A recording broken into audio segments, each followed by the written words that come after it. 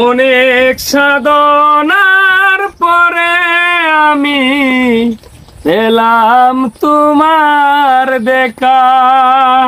ভাই এই গাছটা অনেক সাধনা করে পাইছি। আমাদের এলাকায় অনেকেই আঙ্গুর চারা রোপণ করছেন, কিন্তু সেই আঙ্গুর টক হয়। বড় বড় গাছ আমরা দেখছি বাগান ভিজিটে গিয়া, আমার বাতিরা সালে আহমদ শামীম ভাই সহ আমরা গিয়ে দেখি আঙ্গুর গুলা টক হয়। তখন বাগানি যখন আক্ষেপ করে বলেন, ভাই আমার গাছের আঙ্গুর কেন টক, এটাকে কিভাবে মিষ্টি করা যায়? তখন আমরা তো আর এটা আমাদের হাতে নাই, এটা শুধু একমাত্র আল্লাহর দান।